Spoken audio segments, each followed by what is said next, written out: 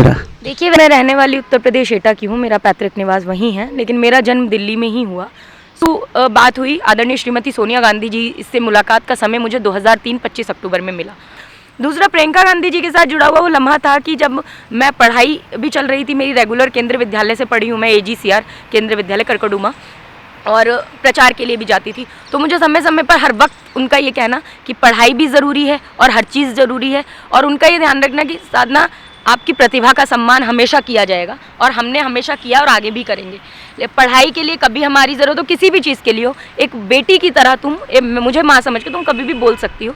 और कुछ ही समय पहले अभी मैं बहुत टाइम बाद, लगभग 2-2.5 साल बाद, मैं प्रियंका जी से अचानक टकराई। मुलाकात वैसे होती थी सभाओं में, मेरा मिलना जुलना सोनिया जी और राहुल जी से लगातार चला, प्रियंका जी से एक लंबा अरसा हो गया था। उसके बाद मुझे एक जगह वो मुलाकात हुई, तो उन्होंने मुझे दूर से ही बुलाया और मुझे बुलाकर ये कहा कि तुम्हें याद है तुम बहुत छोटी सी हुआ करती थी और रायबरेली और अमेठी आती थी। तो मैंने कहा ये बात मुझे हमेशा याद रहेगी, लेकिन ये बात आपको याद है, ये बहुत सुनकर अच्छा लगा। क्योंकि पढ़ना मुझे लगता है सबसे अच्छा खाली टाइम का एक विकल्प रहता है कि जब खाली।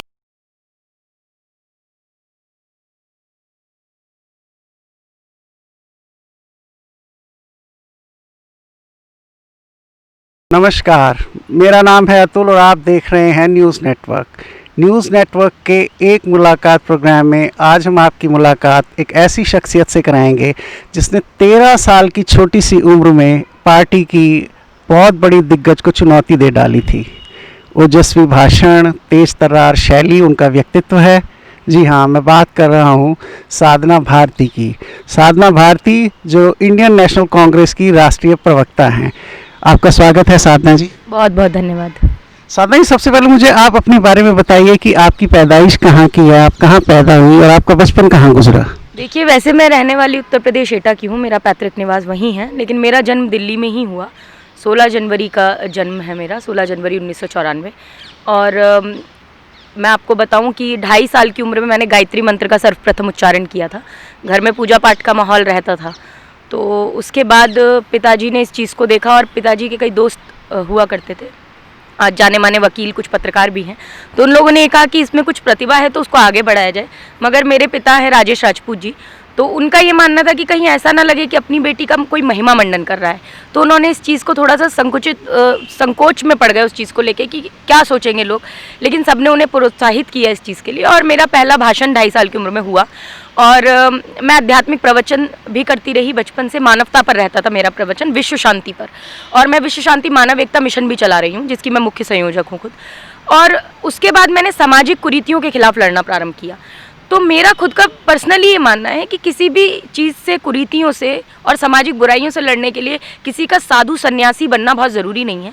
मैंने खुद 2.5 साल की उम्र में पीताम्बर वस्त्र धारण करने का एक संकल्प लिया था, और सकारात्मकता के साथ उस संकल्प को आगे बढ़ाया। जितनी भी महिलाओं के साथ कुरीतियाँ हैं या समाज में, जो चाहे वो मृत्यु भोज है, जो दहेज की कुरीति है, जो भ्रूण हत्या है, चाहे वो नशा मुक्ति की बात हो, तो इन सब को लेकर मैं आगे बढ़ी और इसको लेकर मैंने काम भी किया। फिर एक समय ऐसा आया कि चुनावों को लेकर ये चला कि आप राजनीतिक भाषण अच्छा देती हैं, तो किसके लिए प्रचार करें। तो बचपन में मैंने प्रचार जिनके लिए किया, निर्दलीय भी थे उनमें से, लेकिन मेरा एम था कि मैं ईमानदार प्रत्याशियों के लिए प्रचार करूं। तो अब आप कहेंगे ईमानदार तो नेता होते ही नहीं, लेकिन मैंने जब एक कमेटी बैठी थी उस समय, जिन्होंने मुझे ये चुनकर ये दिया, पत्रकार भी थे उसमें, वकील भी थे, सुप्रीम कोर्ट के लॉयर्स भी थे, उन्होंने ये तय किया कि ठीक है, अगर 4 प्रत्याशी चुनाव लड़ रहे हैं, हो सकता है उसमें से सब बेईमान हो, लेकिन उसमें से सबसे कम बेईमान कौन सा है? साधना भारती उनके लिए प्रचार करेंगी। मैं उस समय 4.5 साल की थी और मैंने प्रचार किया। उस वक्त भाजपा के भी कई नेता थे जो कई सामाजिक कार्यक्रम और आध्यात्मिक कार्यक्रमों में साथ में हैं, जैसे हर्षवर्धन जी, शाहनवाज हुसैन जी, तो मेरे पिताजी के बहुत अच्छे मित्र भी रहे, हम उम्र थे, और मैं जब उनकी गोदी में खेली हूँ एक तरीके से।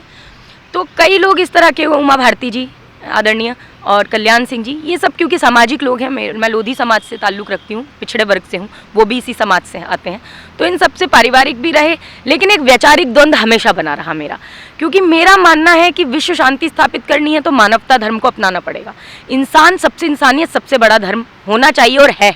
जब कोई व्यक्ति गिर जाता है, मुझसे ये नहीं पूछते उठा के, कपड़े झाड़ते हैं, उससे पूछते हैं लगी तो नहीं भैया, या बहन जी लगी तो नहीं, लेकिन आप ये नहीं पूछेंगे पहले बता दो हिंदुओं की मुसलमान, तब उठाएंगे। तो ये इंसान की प्रवृत्ति है कि आप इंसानियत सब सर्वोपरि होती है, आपके अंदर जो आत्मा है वो खुद आपको अच्छा काम करने के लिए प्रोत्साहित और उत्साहित करती है। तो जो हमारी इनर सोल है, जो हमारी आत्मा है, वो भी मानवता उसमें सर्वोपरि है। तो फिर हम क्यों धर्म और जात के नाम पे बंटने का काम करते हैं? ये मेरा विचार शुरू से रहा, इसी पर मेरे प्रवचन भी चले। उस राजनीति में आपकी रुचि बचपन से थी, जैसा आपने बताया कि आप पहले सामाजिक संगठन और इस तरह के प्रवचन में जाती थी, लेकिन ये राजनीति में आपकी रुचि कब से पैदा हुई? क्या बचपन से आपकी राजनीति में रुचि थी, या आपने जैसे बताया कि दिग्विजय सिंह जी ने आपको प्रोत्साहित किया तो वहाँ से कुछ बना आपका? देखिए, मैं तो बचपन से आध्यात्मिक प्रवचन ही करती रही हूँ और राजनीतिक भाषण भी देती थी। मेरा मानना था कि अगर देखिए, क्योंकि जब मैं आदरणीय सोनिया जी से मिली थी पहली बार, तो उन्होंने मुझे एक बात कही थी। उन्होंने कहा था कि समाज सेवा के बिना राजनीति के कोई मायने नहीं है। तो मैं तो समाज सेवा बचपन से कर ही रही थी, लेकिन राजनीति में समाज सेवियों की आवश्यकता है। राजनीति एक ऐसी चीज़ है, कुछ लोग, मैंने बचपन से क्योंकि सुनती आई हूँ, एक लंबे दौर राजनीति का मेरा रहा। मेरी उम्र अभी 27 वर्ष होगी 16 तारीख में, लेकिन मेरे पास आज 23 वर्ष का अनुभव है राजनीति का। तो मेरे लिए शायद ये सौभाग्य की बात है, जिन नेताओं के साथ आज की पीढ़ी काम करने का सोच सकती है, जो कि आज दुनिया में नहीं है, जैसे स्वर्गीय अर्जुन सिंह जी, स्वर्गीय सुनील दत्त साहब, मोतीलाल वोरा जी, कई ऐसे नेता लीडर्स जिनके साथ मुझे काम करने का मौका मिला, सुभाष यादव जी, जमुना देवी जी, इनके साथ मुझे सौभाग्य मिला है काम करने का। तो लगता दोनों अलग पहलू हैं। राजनीति को गंदी कई लोगों ने बनाया, लेकिन राजनीति में अच्छे लोग भी हैं। तो जब मुझे जब भी मैं राजनीतिक भाषण भी जैसे कि मैंने कहा मैं देती थी, तो कहीं ना कहीं रुचि तो शुरू से रही मेरी राजनीति में, क्योंकि मुझे देश के मुद्दों में रुचि थी। जो देश के मुद्दों में रुचि रखेगा तो सीधी बात है वो राजनीति में आने योग्य हो जाता है। तो शुरू से रुचि थी, लेकिन एक पार्टी का दौर मैंने कहा जो शुरू हुआ स्टार प्रचारक के रूप में, वो 2004-2003 से शुरू हुआ। और दिग्विजय सिंह जी के साथ कई मंच मैंने साझा किया, और वो मेरे दादाजी समान है। हमेशा उन्होंने मुझे प्रोत्साहित करने का काम किया। कांग्रेस के बड़े बड़े लीडर्स, जो कि जब मैं कांग्रेस में नहीं थी तब मुलाकात भी होती थी, और उन्होंने प्रोत्साहित करने का हमेशा काम किया है मुझे। तो इस तरह से चला राजनीति का दौर भी। तो आप मुझे और किसी पार्टी में विचारधारा नहीं दिखाई दी। कांग्रेस की विचारधारा धर्मनिरपेक्षता की और सर्वधर्म समभाव की है, और हमारे संविधान की आत्मा भी सर्वधर्म समभाव की है। तो इसीलिए मैंने कांग्रेस पार्टी में आना ज़्यादा महत्वपूर्ण समझा और मैं आई। बड़े बड़े राजनीतिक दिग्गजों के साथ आपने मंच साझा किया है, तो कैसा रहा आपका अनुभव उन लोगों के साथ मंच साझा करने का? जैसे आपने बताया आपने सोनिया जी के साथ, राहुल जी के साथ, प्रियंका जी के साथ और बड़े दिग्गज नेताओं के साथ मंच साझा किया। ये अनुभव आपका कैसा था, ये हमें बताइए। देखिए, मेरा अनुभव तो बहुत ही अच्छा रहा है, क्योंकि उस टाइम बच्ची थी मैं, सब बहुत स्नेह करते थे, और आज भी पार्टी में मुझे बहुत स्नेह किया जाता है, बेटी मानकर। सभी जितने नेता, सम्मान्य नेतागण हैं, वो करते हैं सम्मान और स्नेह भी करते हैं।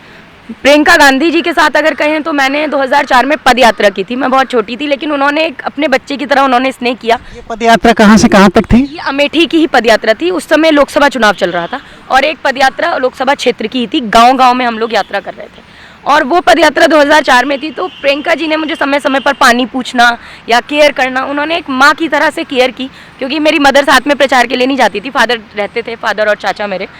तो उनको ये चीज़ मालूम थी कि इसकी मदर साथ में नहीं आई, तो पूछती थी कि कोई परेशानी होगी तो मुझे ज़रूर बता देना। आदरणीय रॉबर्ट वाड्रा जी का भी यही रहता था, राहुल गांधी जी का भी यही। वो मुझे टॉफ़ी खाना पसंद था, तो मुझे समय समय पर टॉफ़ीज़ देते रहते थे। तो चॉकलेट टॉफ़ी हमेशा पूछने, एक बच्चे की तरह गिरने। बाकी नेताओं ने, अगर आप मंच की बात करें तो मंच पे भी वही सम्मान। कभी ये क्योंकि मैं छोटी बच्ची थी तो बल्कि मुझे और आगे रखने का काम किया सभी सम्मानित नेताओं ने।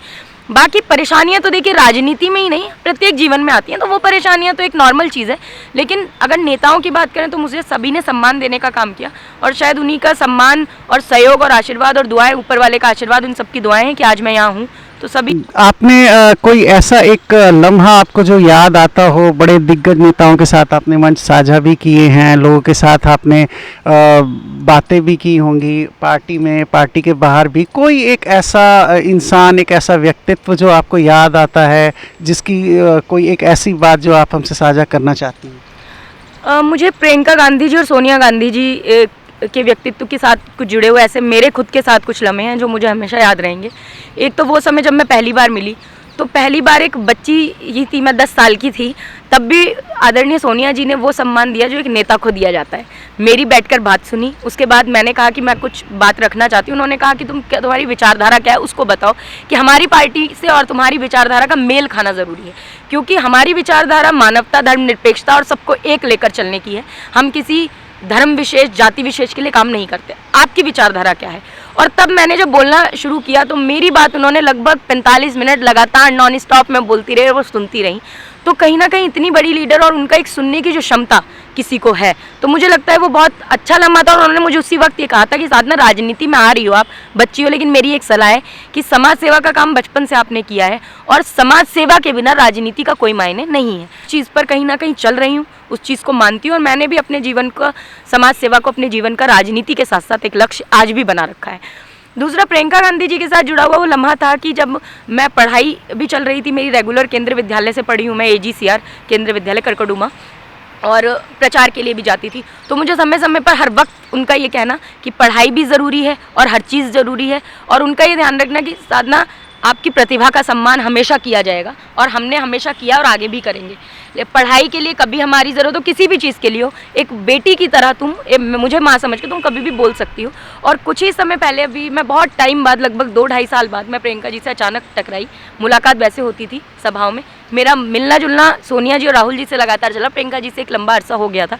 उसके बाद मुझे एक जगह वो मुलाकात हुई तो उन्होंने मुझे दूर से ही बुलाया और मुझे बुलाकर ये कहा कि तुम्हें याद है, तुम बहुत छोटी सी हुआ करती थी और रायबरेली और अमेठी आती थी।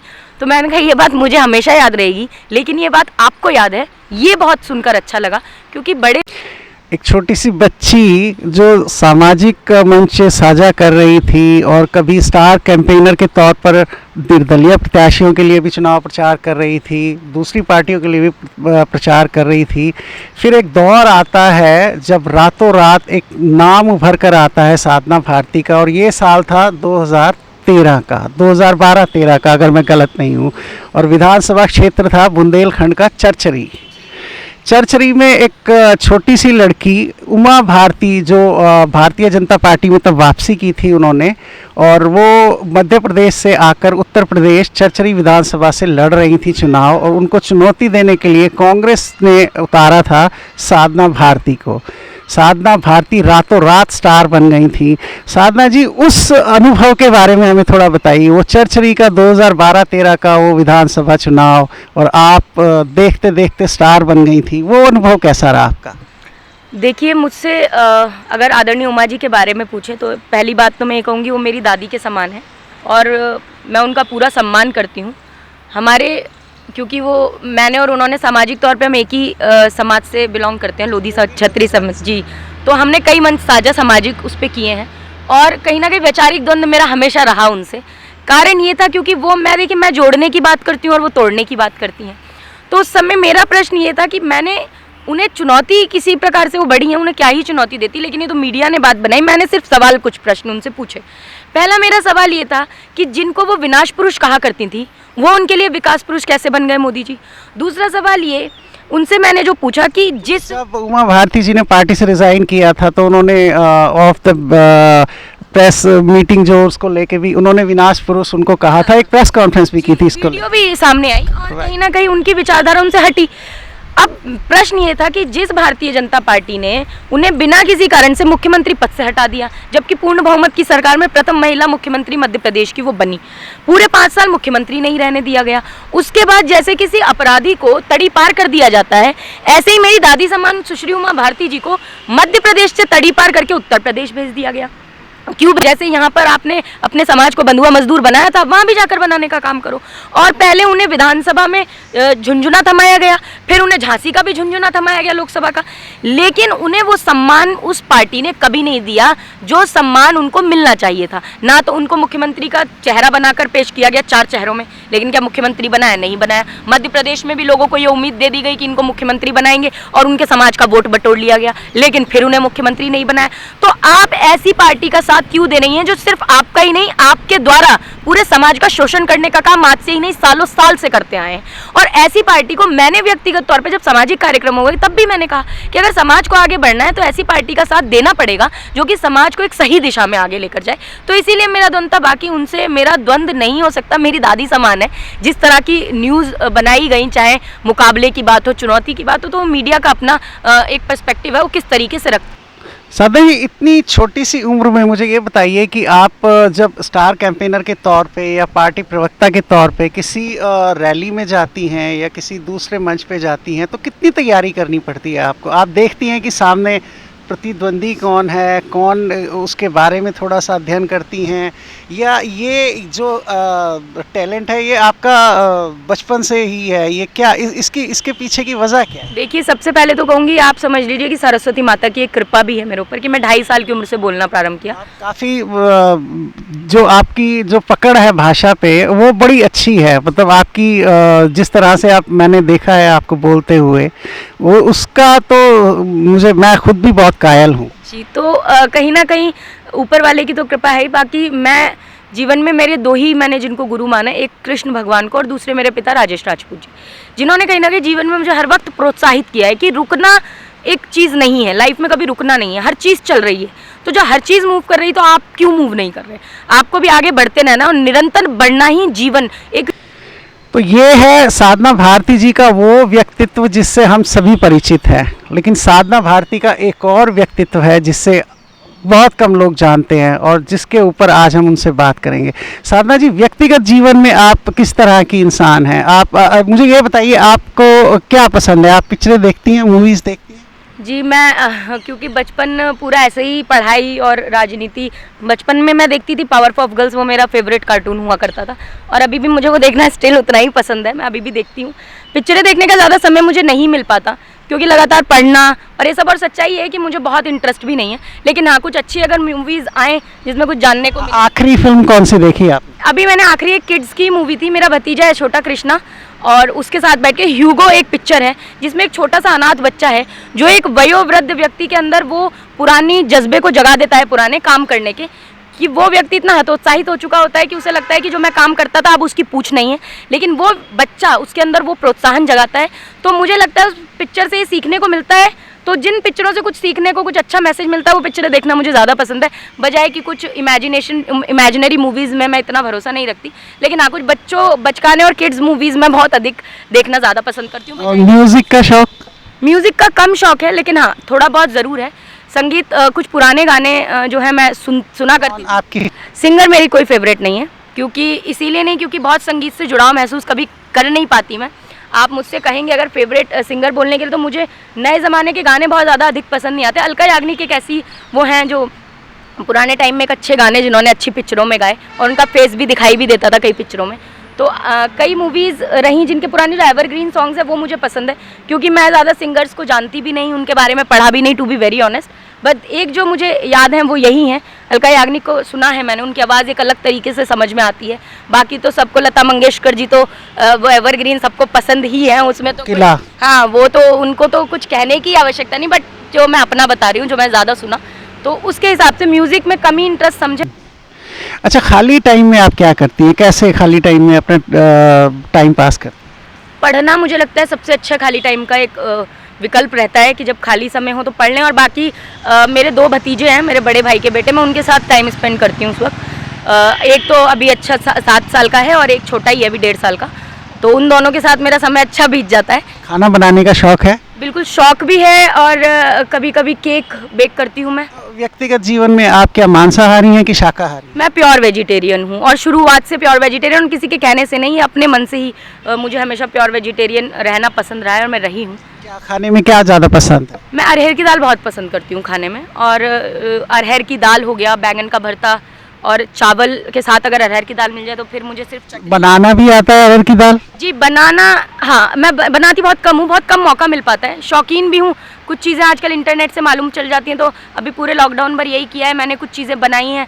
जैसे मैं कुछ खुद से सोप्स बनाना पसंद करती हूँ, हैंडमेड, खुद साबुन बना लेती थी, कुछ क्रीम्स बना लेती थी, कभी केक बना लिया घर में ही, बिस्किट केक्स आजकल बहुत फेमस हैं, और कभी कभार सब्जी भी बनाने का मन किया, सब्जी कोशिश करती हूँ कुकर का काम कम करूँ, उससे डर लगता है मुझे। अदरवाइज़ मैं मैक्सिमम काम किचन का, मेरे घर में सब लोग बाकी हैं, जॉइंट फैमिली में रहती हूँ, मेरे पिताजी 6 भाई हैं, और ईश्वर के आशीर्वाद से बहुत लंबे समय तक हम एक रसोई में ही हमने खाना खाया है, मतलब बहुत बड़े परिवार के साथ। तो मुझे मैं से ज़्यादा हम में हमेशा भरोसा रहा, तो उस परिवार से आती हूँ, तो मुझे कभी काम करने की ज़्यादा ज़रूरत पड़ी नहीं। मेरी चाचियाँ और मेरी मम्मी, मेरी चाचियाँ, मेरी दादी दादा सब लोग हैं अभी, तो वो लोग सब अपना करते हैं और ज़रूरत इतनी पड़ती नहीं। बाकी काम इतना रहता है पढ़ने का, और तो फिर भी कोशिश करती हूँ समय निकल जाए तो कुकिंग करने का मौका मिले तो ज़रूर करूँ। कपड़े किसके पसंद की पहनती हैं, अपने हस्बैंड के या आप खुद अपने कपड़े पसंद करती हैं? ये मिक्स है, कभी भाई से भी पूछा जाता है, कभी पापा से भी पूछ लेती हूँ, हस्बैंड भी बता देते हैं।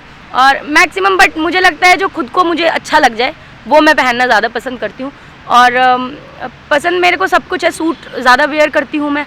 और एक ऐसी व्यक्तिगत जीवन में क्या आप बहुत शांत स्वभाव की हैं या बड़ी उद्दंड टाइप से, किस तरह का है आपका स्वभाव? शांत तो मुझे नहीं कह सकते कोई और मैं अपने घर में एक पीढ़ी के बाद लड़की पैदा हुई। मेरे पिताजी की कोई बहन नहीं है, 6 भाई। अच्छा जी, तो उनके बाद एक पीढ़ी में एक पहली बेटी और अपने पिताजी की, माता पिता की अपनी इकलौती लड़की हूँ। 2 भाई हैं मेरे, एक बड़ा और एक छोटा भाई है। तो शैतान तो मैं बहुत हूँ, और मेरे ख्याल से बहन मैं अपने बड़े भाई की ज़रूर छोटी हूँ उम्र में, 5 साल छोटी हूँ उनसे, लेकिन फिर भी वो मैं उनसे बड़ी बहन की तरह ही बिहेव करती हूँ। तो आप मुझे शांत नहीं कह सकते।